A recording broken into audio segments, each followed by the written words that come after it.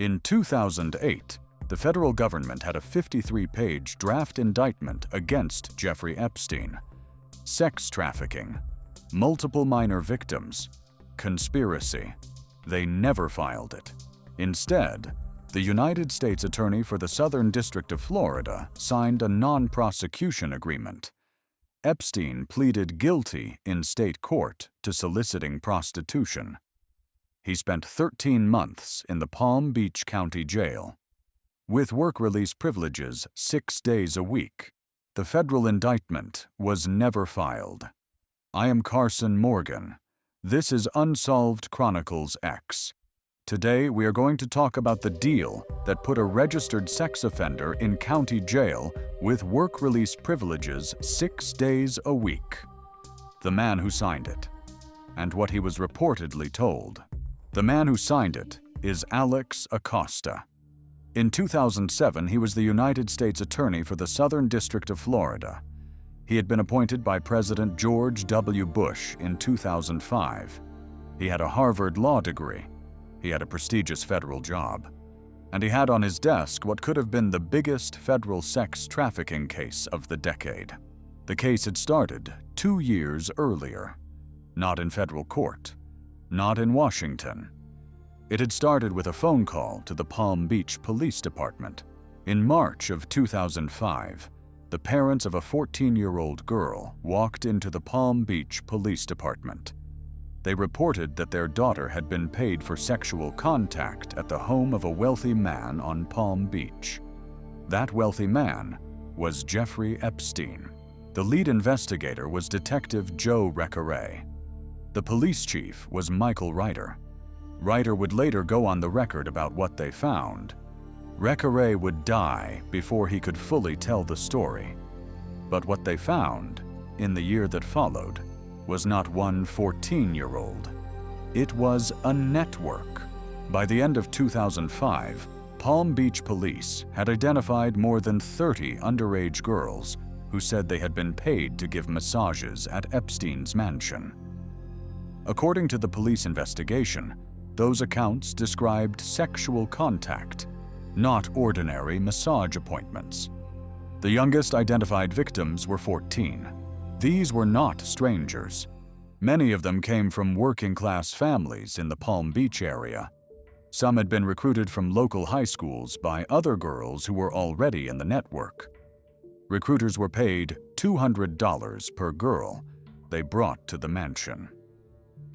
Detective Recarey documented this pattern in detail in his investigative report. By the spring of 2006, Palm Beach police had built a case strong enough to go to the state attorney. The state attorney for Palm Beach County at the time was Barry Krischer. They expected, given the evidence, a multiple-count felony case. What they got instead was a downgrade. Krischer's office reduced the case to a single charge: solicitation of prostitution. Police Chief Michael Reiter was so angry, he went on the record. He wrote to the FBI and asked them to take over the case. The FBI did take it over. The federal investigation moved to the United States Attorney's Office for the Southern District of Florida, where Alex Acosta was in charge. Over the next year, federal investigators built a much larger case than the local one. They interviewed more victims. They gathered phone records. They documented the recruitment pyramid. They prepared a 53-page draft indictment that named not only Epstein, but 4 employees who were alleged to have helped him. The 4 named co-conspirators were Sarah Kellen, Nadia Markinkova, Adriana Ross, and Leslie Groff. They are publicly named in the unsealed portions of what came next. The federal charges, if filed and proved, could have exposed Epstein to decades in federal prison. Public filings and later reporting described the draft indictment as a serious federal case. But it was never filed. On September 24, 2007, Alex Acosta signed a non-prosecution agreement with Jeffrey Epstein. The terms were unusual, even by the standards of plea deals. The federal prosecution would not proceed. The four named co-conspirators would receive immunity from federal prosecution. Epstein would plead guilty in Florida state court to 2 charges: soliciting a minor for prostitution. Soliciting prostitution, he would register as a sex offender. His sentence was 18 months in the Palm Beach County Jail. In practice, he served 13. He was allowed to leave the jail 6 days a week, 12 hours a day, on work release to his office in West Palm Beach. He had a private wing of the jail. He was driven there by his own driver. Federal prosecutors had used the threat of an indictment to compel a state-level plea. That is not in itself unusual. What is unusual is what was left out of the deal. The victims were not told. Under the Crime Victims' Rights Act, which Congress passed in 2004, federal prosecutors are required to confer with victims about deals like this. The victims in the Epstein case were not consulted. Many of them only learned of the deal after Epstein had already begun serving his sentence. That omission caught the attention of 2 attorneys, Bradley Edwards and Paul Cassell. Edwards represented several of Epstein's victims. Cassell was a former federal judge and a national expert on the CVRA. Together, they filed a federal lawsuit. It was called Doe versus United States. The defendant was the United States Department of Justice. The argument was direct. The federal government had signed a deal that gave immunity to Jeffrey Epstein and his named co-conspirators. The federal government had not told the victims. The federal government had violated the CVRA. The lawsuit was filed in 2008. It took 11 years to reach a ruling. While the lawsuit moved through the federal courts, Epstein finished his 13 months in jail. He went back to his properties: the mansion in Palm Beach, the townhouse on the Upper East Side of Manhattan, the ranch in New Mexico, the island in the United States Virgin Islands. He was a registered sex offender, but he was free. He kept his flight logs. He kept his social calendar. He kept his connections. In November of 2018, a journalist at the Miami Herald named Julie K. Brown published a 3-part investigative series. It was called Perversion of Justice. It reconstructed the Acosta deal in granular detail. It named the named co-conspirators. It interviewed victims. It argued that the federal government had allowed Epstein to avoid a federal trial. The series brought the full structure of the deal to a national audience. Public attention intensified, and 3 months later, the victims received the federal court ruling they had been waiting 11 years for.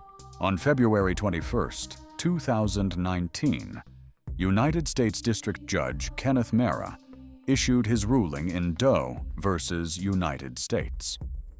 He found that the federal government, through Acosta's office, had violated the Crime Victims' Rights Act. Judge Marra was careful. He did not say the Non-Prosecution Agreement was illegal in itself.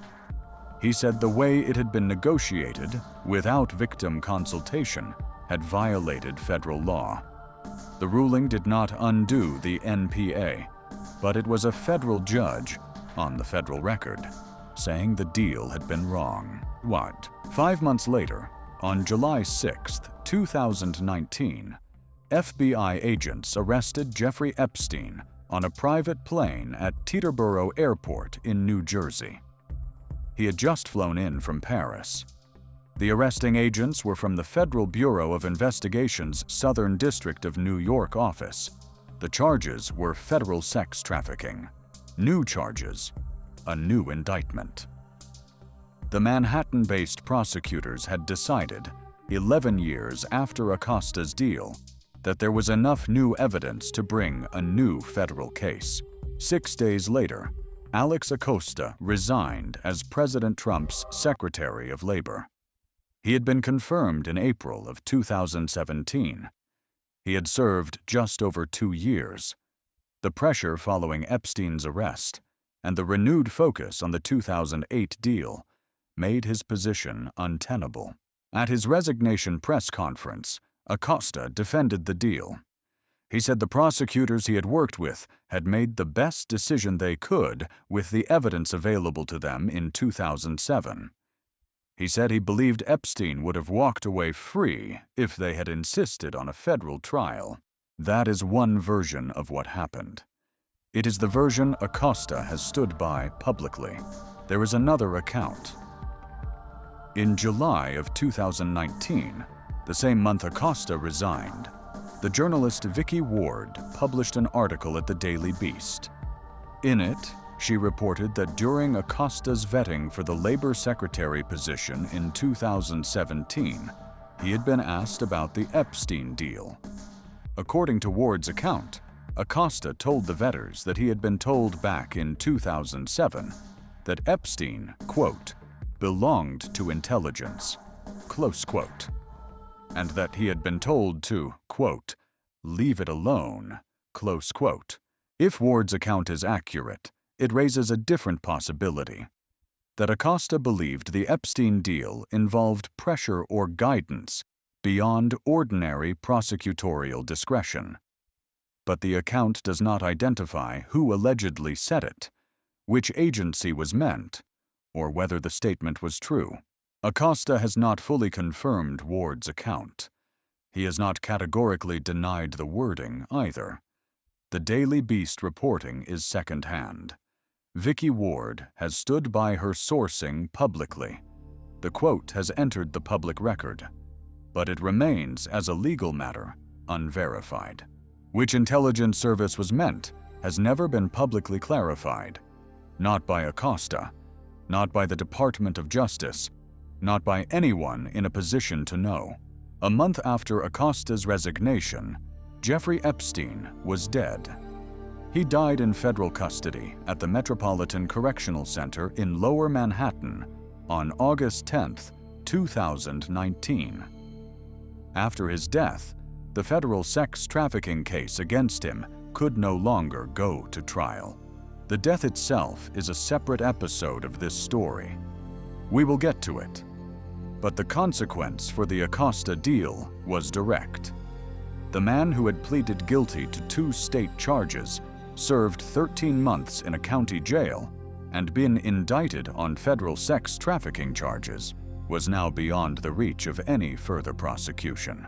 The Department of Justice Office of Professional Responsibility opened an internal review of Acosta's handling of the 2007 deal. Their findings were published in November of 2020. They concluded that Acosta had exercised, quote, poor judgment, close quote, in the negotiation and approval of the NPA. They did not find that he had committed professional misconduct. The distinction matters. Poor judgment is not a criminal charge, and OPR did not make a professional misconduct finding against Acosta. As of the public record reviewed for this episode, Acosta has not been charged. The named co-conspirators have not been federally charged. The NPA has not been undone. So what do we know? And what do we not know? Public filings and later reporting state that federal investigators prepared a 53-page draft indictment against Epstein in 2007. That indictment was not filed. Alex Acosta signed a non-prosecution agreement instead. The agreement gave immunity to 4 named co-conspirators. It was negotiated without consulting the victims. And in 2019, a federal judge ruled that the process violated the Crime Victims' Rights Act. We know that Vicky Ward of the Daily Beast reported in 2019 that Acosta was told Epstein, quote, belonged to intelligence, close quote, and was told to leave the case alone. We know Acosta has not fully confirmed or denied this account. We know which intelligence service was meant has never been publicly clarified. We know the named co-conspirators have not been federally charged. We know the Department of Justice Office of Professional Responsibility found Acosta exercised poor judgment, but not professional misconduct. We know Jeffrey Epstein died in federal custody on August 10, 2019. What we do not know: we do not know whether the intelligence claim is true. We do not know which intelligence service was meant. We do not know whether the named co-conspirators will ever face federal charges. We do not know whether the documents that were sealed in the 2007 deal will ever be fully unsealed. We do not know what the Department of Justice was told, by whom and when, about Jeffrey Epstein. This episode is the second in a 5-part series we are doing on the Epstein files. The first was on Zorro Ranch. The next will be on the night Epstein died. After that, the flight logs. After that, the estate. We are doing this series because the public record on Jeffrey Epstein is filled with documented institutional failures that have never been publicly explained. We are not telling you what to conclude. We are telling you what the public record says. And we are asking the question that has not been answered. Why was the most aggressive federal sex trafficking case the Department of Justice was building in 2007 settled with a state-level guilty plea and 13 months in a county jail with work release privileges 6 days a week? I am Carson Morgan. Until next time, stay curious, stay safe.